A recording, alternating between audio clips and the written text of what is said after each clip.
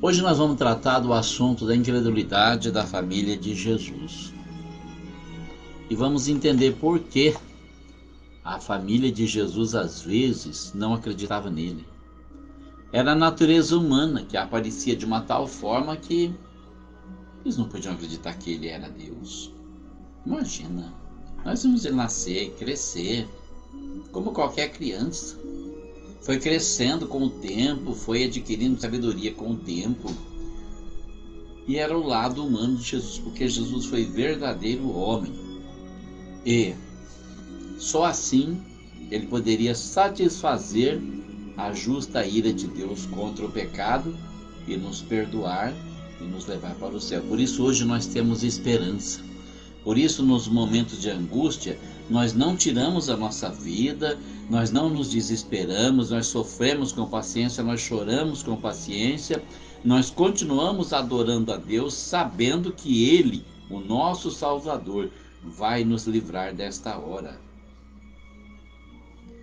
Como aquele versículo que eu postei há pouco, aqui no Facebook, que ele mesmo passou por um momento de angústia e orou e disse: Pai, salva-me desta hora, mas para isso eu vim. Então, nós também pedimos: Senhor, nos salve desta hora que nós estamos passando, mas não se faça a nossa vontade a não ser a tua, porque só assim, então o Senhor será glorificado. E depois disto, Jesus andava pela Galiléia e já não queria andar pela Judéia, pois os judeus procuravam matá-lo. Então, olha só a situação em que ele se encontrava, o aperto, porque ele tinha uma missão para cumprir, mas ele não tinha liberdade de circular pela Judéia. Ele ficava só na região onde ele nasceu, porque se ele aparecesse na Judéia, ele poderia ser morto antes do tempo. O que nos mostra que realmente Deus tem um tempo para nos tirar desse mundo. Mas se nós nos desesperarmos, se nós passarmos dos nossos limites, nós podemos tirar a nossa vida. Mas é certo isso? Deus concorda com isso? Jesus, que passou por essa situação, vai concordar com isso? Certamente que não. Nós não temos o direito de fugir desta provação que nós estamos passando. E tem provação que passa rápido, tem provação que você, 1 mês, 2 meses, 6 meses passa, tem provação que dura anos, 10 anos, 20 anos, 30, 40 anos. E só Deus pode nos livrar dessa provação. Há mais de 30 anos eu orei um dia e disse: Senhor, tira minha vida porque eu não aguento viver desse jeito. Mas Ele não me ouviu. E eu já sou grato a Ele porque Ele não me ouviu, porque Ele tinha algo para fazer na minha vida, era algo grande e Ele já fez muita coisa e continua fazendo. Eu tenho certeza que se Ele me mantém aqui é porque Ele tem coisa boa para fazer na minha vida. Aliás, tudo que Ele faz é bom. Eu confio em Deus, eu confio no Senhor. Eu espero nele que quando chegar a hora Ele vai me recolher. Jesus também esperou para cumprir a sua missão, porque ele tinha a hora certa para morrer. Ele tinha um momento que Deus determinou. Naquele momento você vai morrer pelas pessoas para salvar aqueles que são seus, e antes você tem que preservar a sua vida. Então nós temos que cuidar da nossa vida também. Estava próxima a festa dos judeus, a festa dos tabernáculos. Então, com isso, o que acontece? Essa festa acontecia em Jerusalém. Eles precisavam ir para Jerusalém. Ele, como bom judeu que era, certamente deveria ir para Jerusalém. Mas aí acontece alguma coisa ali na família dele, que é o que nós vamos ver agora. Disseram-lhe, pois, seus irmãos: sai daqui e vai para a Judéia, para que também os teus discípulos vejam as obras que fazes. Porque não há ninguém que procure ser conhecido que faça coisa alguma em oculto. Se fazes estas coisas, manifesta-te ao mundo, porque nem mesmo seus irmãos criam nele. Então olha o desafio que eles lançam para ele. Eram os irmãos carnais de Jesus, porque Maria teve mais filhos.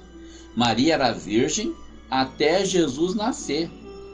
Quando Jesus nasceu, o simples fato do parto já deve ter rompido aquele ímen que mantém a virgindade da mulher. E ela teve uma vida normal com José, isso não é pecado nenhum. Maria não deixa de ser santa porque ela teve relações com seu marido, porque se isso for pecado, Então mulher nenhuma vai para o céu. Porque as mulheres muitas vezes falam, Maria tem que ser virgem para ser santa, então você que não é virgem é o quê? Vai para o inferno então? Não tem nada a ver uma coisa com a outra. Deus sabe separar as coisas. Nós é que muitas vezes misturamos. Maria teve outros filhos com José porque ela casou com José. Ela ia ter uma vida conjugal com José. Isso não é pecado. Mas aí esses irmãos que nasceram depois dele não sabiam nada da mensagem do anjo Gabriel, não sabiam nada do particular dele com Deus. Jesus era o irmão mais velho, se tornou carpinteiro, fazia mesas, cadeiras, bancos, ajudava o pai na carpintaria para ganhar vida, para ajudar a criar os irmãos. Porque como bom filho, ele não deixou de ajudar os seus pais, ele era submisso. A própria Bíblia diz isso, que com 12 anos de idade, quando ele foi pela primeira vez ao templo, ele voltou para casa e era submisso aos seus pais. Mas os seus irmãos não acreditavam que ele era o filho de Deus. Seus irmãos certamente acreditavam que ele era filho de José, que aquilo tudo era uma história que a mãe contava, porque a mãe gostava mais de Jesus do que dos outros, porque os filhos têm essa conversa, o pai gosta mais do fulano do que de mim, a mãe gosta mais do fulano do que de mim. Não entende o que é afinidade, não entende o que é objetividade, e fica falando besteira. Mas é o que acontecia ali, eles não acreditavam, então desafiava ele. Você tem que sair daqui, você tem que ir lá para ajudar. O que você está fazendo aqui? Você tem que ir lá fazer essas coisas que você faz, esses milagres que você faz aqui, esses truques, não sei, que você faz, tem que fazer lá para as pessoas verem, seus discípulos ver, seus seguidores. Porque se você quer ser conhecido, você tem que fazer isso em lugar que as pessoas vejam. Disse-lhes, pois, Jesus, ainda não é chegado o meu tempo, mas o vosso tempo sempre está pronto. Ou seja, não é chegada a hora de eu me manifestar ao mundo. Eu estou me preparando para exercer o meu ministério. Mas o que vocês têm para fazer, vocês podem fazer em qualquer hora. Foi o que ele quis dizer para eles, porque tem muita gente que é assim, não é? Tem muita gente que pensa, bom, eu posso ir para a igreja, fazer o que eu quiser, eu consigo lá ser amigo do pastor, eu vou ganhar uma carteirinha de obreiro, e aí eu vou ser o maior obreiro que essa igreja já conheceu. É duro que tem muita gente assim, tá? E a pessoa vai, né, sem preparo nenhum, e faz tanta besteira, tem tanto obreiro despreparado, faz tanta besteira na vida, que está escandalizando a obra de Deus, porque não teve um preparo. Jesus estava mais do que preparado. Quando ele foi se batizar, ele já seguiu logo para o deserto e ficou 40 dias e 40 noites em jejum, passou a ter uma vida de oração constante, passou a jejuar constantemente, passou a buscar a presença do Espírito Santo, porque como um mero homem que ele era, mero homem, ele precisava do Espírito Santo para fazer aqueles milagres. Ele precisava da revelação do Espírito Santo para conhecer o que estava no coração das pessoas. Então ele se preparou, e ele ainda estava em fase de preparação quando os irmãos deles desafiam. Então ele diz, ainda não é chegado o meu tempo. Como é que ele sabe? O Espírito Santo fala para ele, não é a tua hora ainda, vai devagar. Então ele reflete e ele responde para eles, olha, o mundo não pode vos odiar, mas ele odeia a mim, porquanto dele testifico que as suas obras são más. O mundo não odeia vocês, porque vocês falam a mesma linguagem deles, vocês concordam com tudo que eles fazem, mas a mim ele odeia. Por quê? Porque eu denuncio as coisas erradas que eles fazem. É como João Batista, que denunciava o Herodes, e o Herodes acabou mandando decapitar João Batista. Incomoda, falar a verdade, denunciar a coisa errada, incomoda os errados. Subi vós a esta festa. Eu não subo ainda a essa festa, porque ainda o meu tempo não está cumprido. O que ele dizia aqui para eles, vocês podem ir para a festa, eu não vou agora, porque ainda não é o meu tempo. Não é que ele não ia, ele iria depois, porque ele não era chegado o tempo dele se manifestar. E se ele fosse com eles iam ficar falando, vai lá se manifestar, vai fazer, olha aqui, ó, ele faz milagre. Então ele falou, deixa eles ir, depois eu vou, porque a minha hora ainda não chegou. Eu não subo ainda, eu não vou ainda. Eu vou depois. E havendo-lhes dito isso, ficou na Galileia. Porque, irmão, o obreiro, ele precisa saber o momento de fazer a obra. Eu fico às vezes observando algumas pessoas que em todo tempo e lugar muitas vezes quer orar, quer se manifestar. Oh, Senhor meu Deus. De repente não é a hora, irmão. Tem a hora, tem o lugar, tem o momento certo. Ninguém precisa saber que você é um obreiro.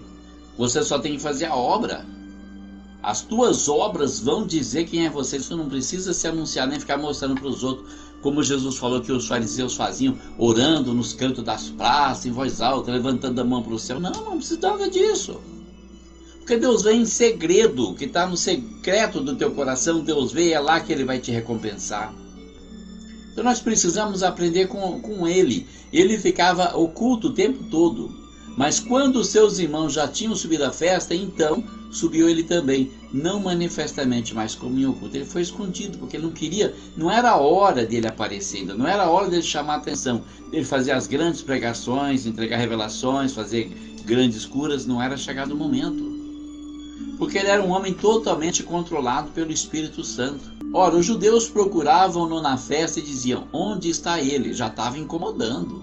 Eles queriam saber, será que ele vem? Cadê ele? E havia grande murmuração entre a multidão a respeito dele. Diziam alguns, ele é bom. E outros diziam, não, antes engana o povo. Todavia, ninguém falava dele abertamente por medo dos judeus. Isso é que é ser um homem de Deus, incomoda o diabo. Incomoda os seguidores do diabo. E eles ficam proibindo que as pessoas falem dele, como mais ou menos como acontece no Brasil com essa ditadura do judiciário aí. A gente tem que ter cuidado com o que fala, porque senão a Polícia Federal bate na porta, vai te prender, vai te levar preso, vai te torturar para você falar o que você fez, o que deixou de fazer, porque eles têm medo de ser denunciado. E os judeus faziam a mesma coisa. Então, não fica falando em Jesus não, porque a gente não quer saber dele. Esse homem é um enganador, eles diziam. Então havia aquela grande murmuração entre a multidão, falando baixinho, cadê ele? Ele é muito bom. E os outros, não, ele não é bom, ele é enganador. Porque ia pela conversa dos outros, como tem gente assim até hoje, que vai pela conversa dos outros. Outro dia tinha uma garota lá do 2º ano do ensino médio, tem 16 anos, me dando lição de moral a respeito do Elon Musk, dizendo que ele não queria seguir as leis do Brasil. Eu pensei, ela deve se informar com a Rede Globo, né? Deve ser por isso que ela fala essas besteiras. E pra mim, eu falei, não vou nem responder o que ela merece ouvir, porque senão ela vai achar que eu sou radical. E se ela não está decidida a entender, não adianta querer falar que ela não vai entender. Mas muita gente é assim. A pessoa muitas vezes se informa com os meios errados e naquela arrogância toda de achar que é dono da verdade, sai falando para todo mundo. Mas no meio da festa subiu Jesus ao templo e ensinava. Deixou todo mundo ficar quietinho, esquecer dele. Aí ele foi ensinar as pessoas mais humildes. Bem no meio da festa, ele foi onde estava lá o pessoal mais humilde, que vinha de regiões distantes. Falei, é esses que eu quero alcançar. Não adianta insistir com aqueles que não querem ouvir a palavra, irmão. Não adianta. Você ficar muitas vezes numa igreja tentando falar certas verdades, eles não querem ouvir, eles estão contentes com o que eles são, com o que eles têm. Eles não querem mudar, eles não querem nascer de novo, eles não querem uma vida nova, eles querem continuar fazendo aquilo que eles sempre fizeram. Então Jesus não procurava os fariseus, procurava os que vinham de regiões distantes para ensinar essas pessoas que elas sim queriam saber a verdade. E os judeus maravilhavam-se dizendo, como sabe este letras, não as tendo aprendido? Como é que Jesus podia saber ler e escrever se ele nunca foi na escola? Olha, é o poder do Espírito Santo na vida de alguém, né? Como o Espírito Santo capacita as pessoas a falar em outras línguas, na língua de outras nações, na língua dos anjos, ele também capacita a pessoa a ler e escrever se precisar. Ontem em Morro Agudo tinha um pregador que entregou uma mensagem dura para a mocidade, dizendo que não era estudado. E eu percebia pela forma dele falar que ele não era mesmo, dava para perceber. Mas a autoridade, a sabedoria com que pregava a palavra de Deus era equivalente à mesma simplicidade que ele tinha. Porque é Deus que capacita, irmão. Nós temos as nossas regras humanas. Você vai pelas regras gramaticais, você sabe que pássaro escreve com 2 S, quem não estudou não sabe, mas é o mesmo pássaro, com S ou com 2 S. Para Deus é o mesmo pássaro. E não importa como a pessoa vai entregar mensagem interessante, é fazer a obra, é entregar mensagem. Porque tem muitos obreiros por aí que não estão fazendo a obra de Deus. E eu decididamente vou repetir, estou cansado de ver pastores que não apacentam, evangelistas que não evangelizam e missionários que não fazem missão. Vai fazer a obra de Deus, irmão. Não tem oportunidade? Cria uma oportunidade. Deus vai te mostrar um jeito, abrir uma porta para você. Jesus lhe respondeu e disse: a minha doutrina não é minha, mas daquele que me enviou.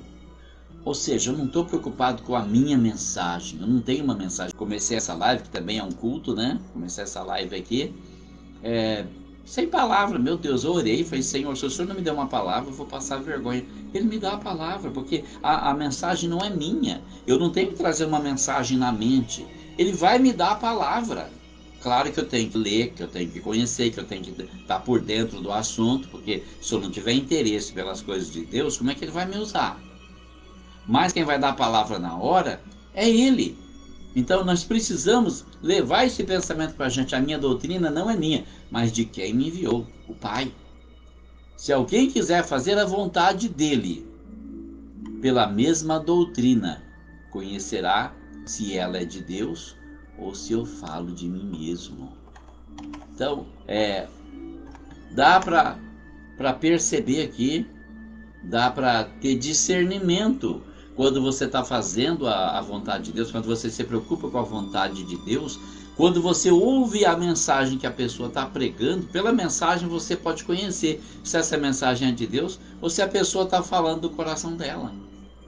Porque a mensagem de Deus, ela vai ser confirmada pelo Espírito Santo na sua mente e no seu coração. Dá para conhecer. Quem é de Deus ouve as palavras de Deus. E Jesus dizia: por isso que muitos não ouvem, porque não são de Deus. Quem fala de si mesmo busca a sua própria glória, mas o que busca a glória daquele que o enviou, esse é verdadeiro e não há nele injustiça. Então, quando a pessoa tem um assunto, ela tem a sabedoria dela, ela cria ali uma mensagem: é isso que eu vou falar.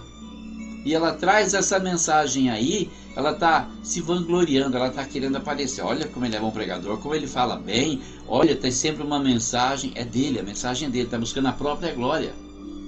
Mas Jesus diz que aquele que busca a glória de Deus, se Deus te enviou, se você busca a glória de Deus, então você é verdadeiro e não há injustiça. E Deus vai confirmar a palavra que você disser.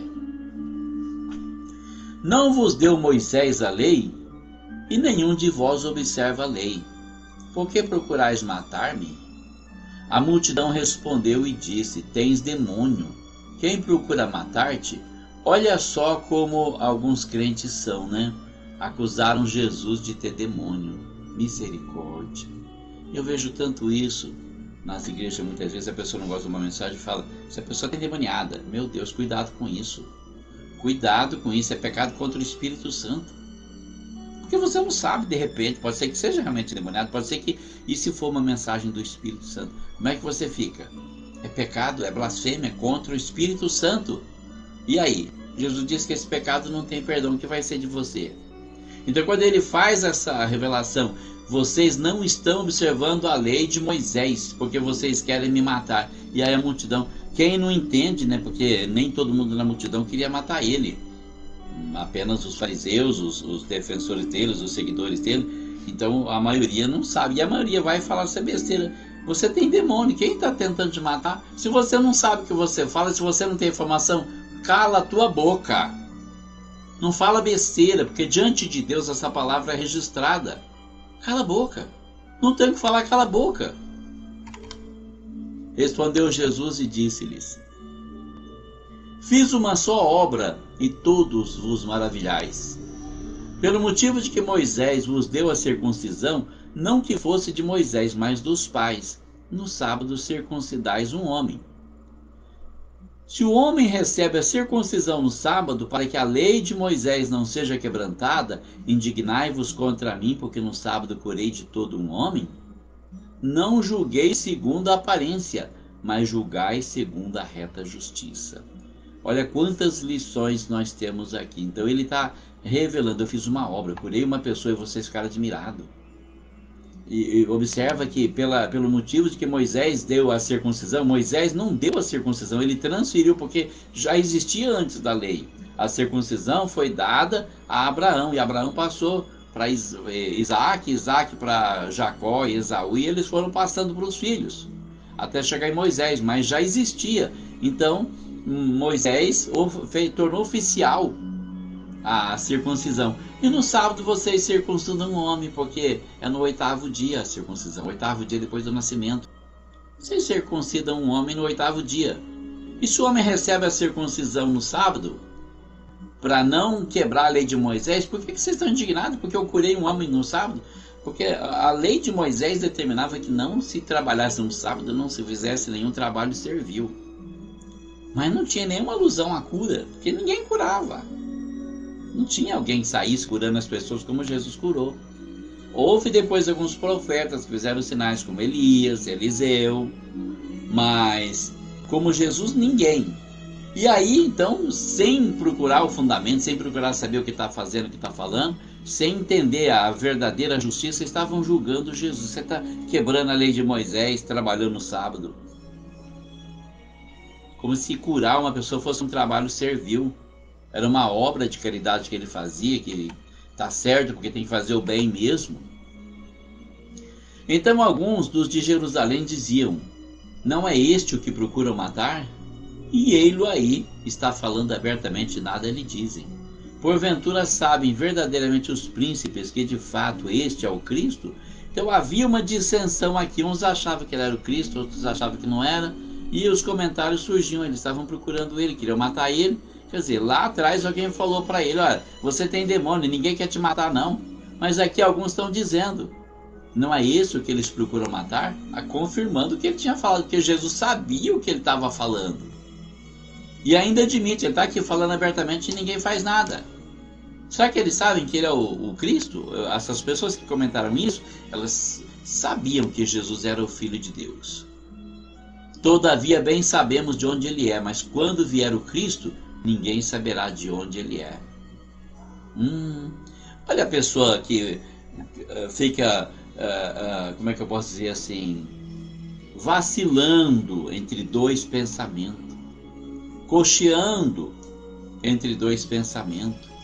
Pensa uma coisa agora, daqui a pouco chega noutra. Me lembra aquelas pessoas que vão fazer um debate a respeito de um tema polêmico e falam: olha, eu sou contra esse assunto aqui, mas ao mesmo tempo eu sou a favor. Não toma uma posição, fica vagueando de um pensamento para outro, não sabe o que quer, o que não quer. Pessoas que são cheias de veleidade, não faz ideia do que eles querem, do que eles pensam. Lembra aquela passagem que Jesus estava andando com os discípulos e para, de repente pergunta: quem dizem os filhos dos homens ser o Filho do Homem? E uns falam: olha, uns dizem que você é Elias, outros dizem que você é João Batista, ou Jeremias, ou um dos profetas. E ele pergunta: e vocês? Quem vocês acham que eu sou? E Pedro se adianta e fala: tu és o Cristo, o Filho do Deus vivo. Então, olha só, os discípulos não sabiam quem era Jesus. Só Pedro é que soube dar uma resposta coerente. Eles não sabiam quem eles estavam seguindo. Será que eles sabiam como servir aquele que eles estavam seguindo? Porque nem sabia quem era ele. Então é um assunto assim muito delicado. Clamava, pois, Jesus no templo, ensinando e dizendo: vós conheceis-me e sabeis de onde sou, e eu não vim de mim mesmo, mas aquele que me enviou é verdadeiro, o qual vós não conheceis. Mas eu conheço-o, porque dele sou e ele me enviou. Então, olha que interessante esse ensinamento dele. Vocês pensam que me conhecem, vocês sabem de onde eu sou, vocês pensam que sabem. Vocês pensam, porque eles falavam que Jesus era da Galileia, eles não sabiam onde ele nasceu. Ele nasceu em Belém, ele não nasceu em Nazaré. Ele nasceu em Belém, descendência de Davi. Teve que fugir para o Egito, porque Herodes queria matar ele. Então José e Maria pegou ele e levou ele para o Egito, até Herodes morrer, quando o anjo foi lá e falou em sonhos para José: pode voltar, que Herodes morreu. E José e Maria voltaram, mas não quiseram voltar para Belém, onde tinha acontecido aquela matança dos inocentes que Herodes decretou, as crianças de 2 anos para baixo ser mortas. Eles não quiseram, ficar com medo: vai que a gente vai lá, ainda tem alguém querendo matar. E ele é daquela época, daquela idade. Não, vamos para outro lugar. Foram para Nazaré. Ele foi criado em Nazaré, por isso ele é chamado de Nazareno, para se cumprir também o que estava escrito nos profetas: ele será chamado Nazareno. Mas as pessoas que conheciam ele em Nazaré pensavam que ele tinha nascido ali. Ele não tinha nascido, ele tinha nascido em Belém. Então as pessoas lá: a gente sabe de onde que ele é da Galileia, de Nazaré. Ele não era de Nazaré, ele era da Judéia, ele era da cidade de Belém. a cidade de Davi. Então Jesus diz: vocês pensam que me conhecem, vocês pensam que sabem de onde eu sou, mas eu não vim de mim mesmo, eu vim do Pai. E o Pai que me enviou é verdadeiro, não falha nunca. E vocês não conhecem o Pai, vocês não conhecem, mas eu conheço o Pai, porque eu sou dele, porque ele me enviou, porque eu vivo com ele, porque ele me inspira, me instrui, me guarda no caminho, e eu estou fazendo a obra de Deus. Muita gente me julga também. Quantas pessoas falam assim: Miguel, você não tem uma igreja aqui em Viradouro? Não, eu congrego em Morro Agudo quando eu posso ir lá, e é uma benção. E não tem que me julgar, irmão. Eu estou feliz, estou servindo a Deus. Ontem estava lá, me sentindo sozinho, desambientado, e teve uma irmã que foi lá e sentou perto de mim durante o culto, me fez companhia, conheci ela recentemente, mas estou sentindo que a gente tem muita comunhão, porque a história dela é parecida com a minha. Tem uma família também lá no catolicismo que precisa ser salvo, tem os filhos que precisam ser ganhos para Jesus. Bem parecida a nossa história. E ela foi e sentou perto de mim, demonstrando aquele companheirismo. Aí depois, já no meio do culto, a irmã Miriam passou por mim. Pai do Senhor, irmão Miguel, eu me senti tão querido, tão amado. Eu tenho me sentido tão rejeitado, como Jesus foi. Eu tenho me sentido desprezado demais. E tem sido difícil, eu sinto que eu fico doente com isso, meu fígado começa a doer. Desprezo dói, irmão. Se sentir odiado, se sentir desprezado, rejeitado pelas pessoas, dói demais. E eu senti aquele carinho na voz da irmã Miriam. Eu me senti também, eu não contive algumas gotinhas de lágrima. E quando o pastor Olival me chamou lá na frente, vem fazer essa oração, nossa, pastor, que alegria poder ir lá na frente e ter comunhão com vocês e orar com aquele povo e mostrar para aquele povo quanto eu amo essa igreja, quanto eu amo esse povo, essa família linda que nós temos aí em Morro Agudo, na Assembleia de Deus, no Ministério Cedespel. Só Jesus para proporcionar momentos tão doces como os que eu tenho vivido ali, como ontem, por exemplo. Foi maravilhoso, foi ótimo. Depois do culto fiquei lá conversando com eles, né? Conversei bastante com a sobrinha dele, a irmã Larissa, dando testemunho de como foi minha vida de oração, e ela falando da vida dela, da conversão dela. Depois fiquei com o pastor Olivar, irmã Leonice lá muito tempo, e no final, quando eu quis sair também, o Lucas veio, me abraçou, me deu um beijo no rosto. Aí eu já estava chegando no portão, veio os dois filhinhos dele pequenos me abraçar e me beijar também. Meu Deus, não dá para... é maravilhoso ter uma família, é muito bom. Só Jesus para proporcionar momentos como esse na vida da gente, né? É o consolo de Deus na nossa vida, e isso é maravilhoso. Então Jesus se sentia assim também, dessa forma aí. Ele ia ensinar no templo porque ele queria que as pessoas conhecessem o caminho da salvação. E ele falava essas coisas, mas as pessoas não aceitavam. Às vezes, eu tenho coisas para falar que eu não posso falar porque as pessoas não aceitam. Você vai falar, vira briga, vira contenda, vira confusão. Você tem que engolir aquilo que você sabe que é verdade, mas você não pode falar. Você não pode falar. Jesus falava. Procuravam, pois, prendê-lo, mas ninguém lançou mão dele, porque tinha uma razão: ainda não era chegada a sua hora. E muitos da multidão creram nele e diziam: quando Cristo vier e fará ainda mais sinais do que os que este tem feito. Os fariseus ouviram que a multidão murmurava dele estas coisas, e os fariseus, os principais dos sacerdotes, mandaram servidores para o prenderem. Eles não aceitavam que falava que Jesus podia ser o Cristo. Imagina, Jesus o Messias, prende ele logo, vai lá, mandou os guardas do templo, vai lá e prende esse homem. Porque as pessoas não aceitam a verdade, irmão. Elas não aceitam. Quando não aceitam a verdade, elas tentam combater a verdade dessa forma. Vai lá e prende, cala ele, silencia ele, né? Assim acaba o problema. Se ele ficar preso, ninguém mais vai pensar que ele é o Messias. Mas ele era o Messias, o Salvador. Ele não ia deixar de cumprir a sua missão. Então, por que eles não conseguiram prender ele? Porque ainda não havia chegado a sua hora. Disse-lhes, pois, Jesus: ainda um pouco de tempo estou convosco, e depois vou para aquele que me enviou. Olha que palavra linda, cheia de fé. Vou para aquele que me enviou. Eu vou ficar mais um pouco com vocês, depois eu vou voltar para aquele que me enviou, o Pai. Vós me buscareis e não me achareis, porque onde eu estou, vós não podeis vir. Disseram, pois, os judeus uns para os outros: para onde irá este que não o acharemos? Irá porventura para os dispersos entre os gregos e ensinará os gregos? Que palavra é esta que disse: buscar-me-eis e não me achareis? E aonde eu estou, vós não podeis ir? Olha, ele falava as coisas de uma forma tão simples, tão fácil de entender, mas eles complicavam tudo. Por quê? Porque eles não queriam entender. Jesus falava palavras espirituais, eles entendiam com ouvidos carnais. Então, quando ele falava, eu vou ficar mais um pouco com vocês, depois eu vou voltar para aquele que me viu, ele estava falando que ele ia morrer pelos pecadores. E depois da morte, a ressurreição, reassumindo sua natureza divina e voltando para junto do Pai. Mas eles não podiam entender isso, eles não queriam entender. Quando a pessoa está disposta a não entender uma coisa, você pode provar de 1000 maneiras, a pessoa não vai aceitar. Bateu o pé e acabou, isso aí acabou. Então, vós me buscareis e não me achareis. Vocês vão me procurar e não vão me achar, porque eu estou aqui tão acessível.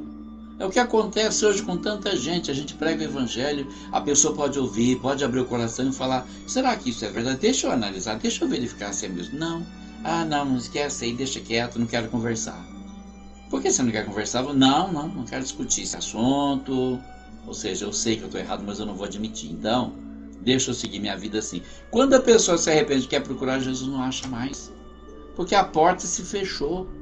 A porta se abre em um determinado ponto da sua vida para você abrir o coração e entregar ele para Jesus. Entrega a sua vida para Jesus.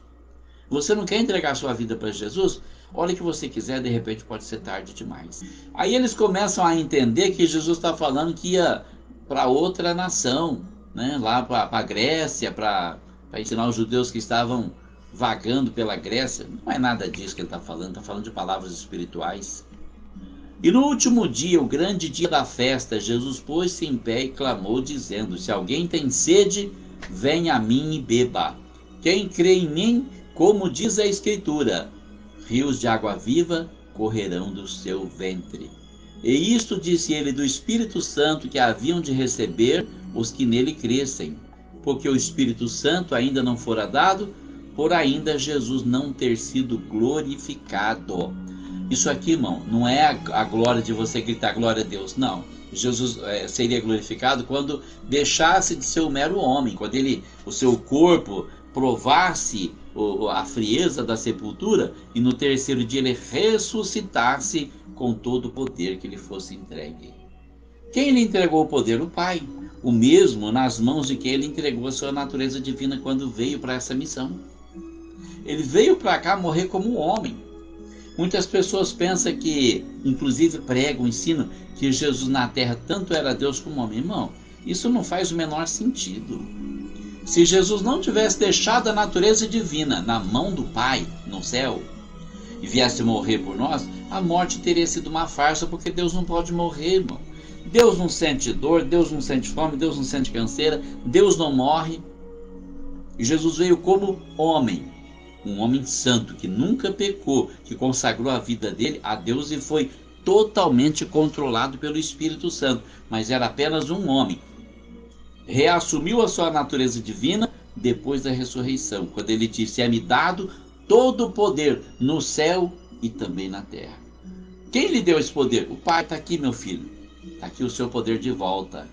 Deus guardou para ele cumprir a missão aqui na terra. Cumpriu a missão? Agora você volta, recebe o seu poder de volta e você vai controlar tudo que acontece no universo. Ele foi glorificado quando o seu corpo deixou de ser um mero corpo mortal, porque o corpo de Jesus hoje é um corpo transformado, atravessa a parede, está aqui, aparece lá do outro lado do universo. É um corpo, não é só espírito, é um corpo, mas é um corpo espiritual, um corpo glorificado. E aqui diz que o Espírito Santo não tinha sido dado ainda, porque Jesus ainda não tinha sido glorificado. Ou seja, Jesus não estava ainda entronizado, controlando o universo.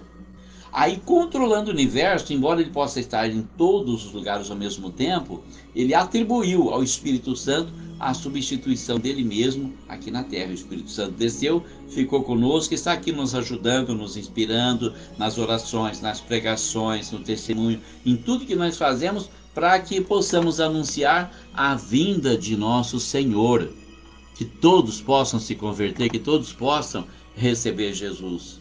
Então, a palavra que ele diz aqui é uma palavra espiritual. Ele ficou em pé no meio do templo e disse: olha, se alguém tem sede, venha a mim e beba. Palavras espirituais. Como que você pode ir lá e beber? Ele não tem como, ele não é água. Mas ele está falando de palavras espirituais, de águas espirituais. Quem crê em mim, como diz a Escritura, rios de água viva correrão do seu ventre. Água viva, aquela que ele disse lá para a samaritana, que ele tinha água viva, e ela disse: me dê dessa água para mim não ter que vir aqui mais buscar. Ela também estava entendendo que era água física, água da terra. Não, água do Espírito. Então muitos da multidão, ouvindo esta palavra, diziam: verdadeiramente este é o profeta. Olha aqui a diferença, né? Quando você fala a palavra de Deus, muitas vezes você fica pensando: será que a pessoa entendeu? Será que ela não entendeu? O que está acontecendo? Irmão, quem é espiritual entende, irmão. Quem tem boa vontade, quem é sincero para com Deus, entende. Então, quando ele falou essa palavra espiritual, muitos que estavam ouvindo a palavra diziam: esse verdadeiramente é o profeta. Porém, outros diziam: este é o Cristo. Mas diziam outros: vem, pois, o Cristo da Galileia?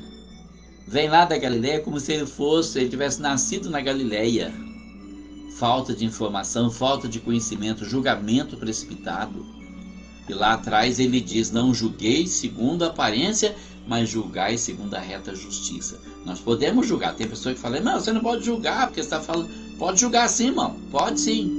Mas Jesus pede para julgar segundo a reta justiça. Não é julgar segundo a aparência. É buscar conhecimento, é procurar saber as razões e entender o que está acontecendo para você saber o que você está falando e não cometer nenhuma injustiça, como eles estavam fazendo com ele. Não diz a Escritura que o Cristo vem da descendência de Davi, de Belém, da aldeia de onde era Davi? Sim, a Escritura diz isso. Ele veio de lá, ele nasceu em Belém.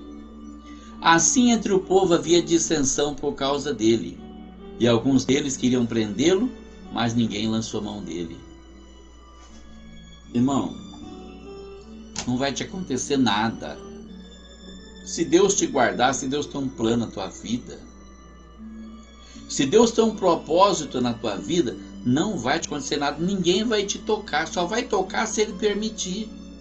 Se Ele não permitir, ninguém te toca, porque você é guardado com o selo de Deus na tua vida. Como nós estamos estudando em Apocalipse na sexta-feira, aqui no Facebook, e na quinta-feira lá em Morro Agudo, Deus marca os seus com o selo de Deus. Esse é meu. Diabo, você não toca. Mundo, você não toca. Inimigos, vocês não tocam nele, porque ele é meu. Se você é de Deus, ninguém vai te tocar, a menos que Deus permita, porque Ele tem um propósito, e todo o propósito de Deus, não preciso falar, é bom, maravilhoso. E os servidores, ou seja, os guardas do templo, foram ter com os principais dos sacerdotes e fariseus, e eles lhes perguntaram: por que não o trouxeste? Por que não o prenderam? Responderam os servidores: nunca homem algum falou assim como este homem. Os guardas foram para prender e eles se converteram, perceberam: puxa, essa palavra é diferente. Esse homem tem palavra de Deus, esse homem tem palavra de vida eterna. Ele não é um homem comum, ele é um homem enviado por Deus, só pode, porque como é que ele pode falar essas coisas? Nunca homem algum falou assim como este homem. Responderam-lhe, pois, os fariseus: também vós fostes enganados? Creu nele porventura algum dos principais dos fariseus? Esta multidão que não sabe a lei é maldita. Olha o julgamento deles. Vocês não querem fazer o que eu estou mandando? Vocês são malditos. Como muita gente faz, né? Como muita gente já fez, né? Você vai para aquela igreja, está excluído. Está expulso de casa, está expulso da família, está excluído da igreja que você frequenta, vai ser excomungado. Não, isso aí para Deus não significa nada. A bênção que Deus mandou para Abraão é essa: abençoarei aqueles que te abençoarem e amaldiçoarei aqueles que te amaldiçoarem. Então não se preocupe com isso não. Faz a obra de Deus, faz a vontade de Deus e deixa que Deus te guarde de toda e qualquer maldição. Quem é o homem para te amaldiçoar? Quem eram os fariseus para amaldiçoar aquela multidão que ouvia a palavra de Deus? Jesus estava abençoando, quem poderia amaldiçoar eles? Nicodemos, que era um deles, o que de noite tinha ido encontrar Jesus, disse-lhes: Porventura condena a nossa lei um homem sem primeiro o ouvir e ter conhecimento do que faz? Olha a sensatez de Nicodemos. Ele tinha ido de noite, escondidinho, falar com Jesus. Mas já tinha sido tocado pelo poder de Deus, já sabia que Jesus era um homem de Deus, e ali procurava defender. Tá certo o que vocês estão fazendo aí? Vocês estão condenando o homem sem ouvir ele, sem ter conhecimento dele. Como é que vocês podem fazer uma coisa dessa? Responderam eles e lhe disseram: És tu também da Galileia? Examina e verás que da Galileia nenhum profeta surgiu. E cada um foi para a sua casa. Olha, eles estavam condenando a multidão que não conhecia a lei. Eles conheciam a lei. E eles até desafiam o Nicodemos, dizendo: Nicodemos, examina a Escritura. Você vai ver que não surgiu nenhum profeta da Galileia. Mas com tanto conhecimento, eles não procuraram saber que Jesus não era galileu de nascimento. Jesus era belemita, judeu de nascimento. Nasceu em Belém de Judá e não em Nazaré da Galileia. Eles estavam julgando pela aparência e cada um foi para a sua casa. Eles não queriam ouvir o argumento de Nicodemos. Irmão, o que importa se Jesus era da Galileia, se Jesus era de Belém, de onde ele era? Nicodemos não está falando isso. Nicodemos está falando: a nossa lei pode condenar um homem sem primeiro ouvir e sem ter conhecimento do que faz? Não responderam a pergunta. Eles contornaram a pergunta para dar outra resposta.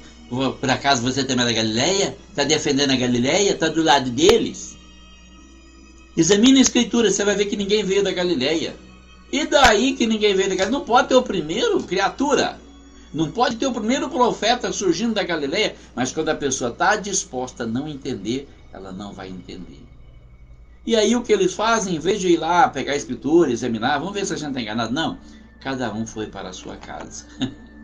Me lembra muita gente que eu conheço hoje que é mais ou menos assim, né? A pessoa corre da conversa, do diálogo: não quero saber, tchau. Ó, eu já tenho minha religião, eu já tenho minha verdade, eu não quero saber. Eu tenho carteirinha de pastor, eu tenho carteirinha de presbítero, eu sou evangelista, eu sou missionário, eu sou conferencista internacional. Você não é nada, você é só um pecador, um miserável pecador. E Jesus Cristo é o nosso Salvador. Procura reconhecer o seu estado miserável diante de Deus, para que Ele possa alcançar você e mudar a sua vida. Ele ainda pode mudar a sua vida. Ele ainda pode mudar a sua história. Ele mudou a história de tanta gente, mudou a minha. Ele mudou a minha vida. Há mais de 40 anos, seguindo o propósito de Deus, andando no caminho que Ele traçou para mim, tenho sido muito abençoado. Glória a Deus. Se precisasse voltar lá atrás, passar toda aquela angústia que eu passei, todo aquele sofrimento que eu passei, eu voltaria de muito bom grado, porque hoje eu sei qual seria o final que está reservado para mim, que eu não sabia na época. Eu tive que ir pela fé. Eu tive que me arriscar a perder tanta coisa. Eu perdi, eu fui expulso da minha casa, meu pai mandou embora. Meus irmãos tiraram a cara para mim. Fui humilhado pelos meus encarregados no trabalho, mas valeu a pena. Ele mudou a minha história, Ele muda a tua história também. Dá uma chance para Jesus. Dá só uma chance para Ele. Entrega a sua vida para Ele. Deixa Ele fazer o que Ele planejou na sua vida. E você vai ver como vale a pena confiar em Deus. Fizemos o capítulo todo, graças a Deus, foi ótimo, foi maravilhoso, e realmente o Senhor não falha, Ele realmente me deu a palavra, né? E eu estou muito feliz com isso, meu coração está mais aliviado agora, todo o problema vai passar, porque Jesus está no controle da situação, Ele está no barco, então o barco não vai afundar. Ele sabe o momento certo de me tirar daqui, eu não vou pedir mais, deixo na mão dEle, faço o que Ele achar melhor, só peço para que Ele me ajude a glorificar o nome dEle com a minha vida, com as minhas escolhas. Deus abençoe você, Deus abençoe a sua família, Deus abençoe o Brasil. Orem pelo Brasil. Nós estamos passando por uma grande guerra espiritual. Precisamos de oração. Peçam a Deus para enviar os seus anjos para que possam combater essa potestade que quer nos escravizar, porque o Brasil precisa ser um país livre. Um grande abraço a todos e fiquem com Deus e até a próxima.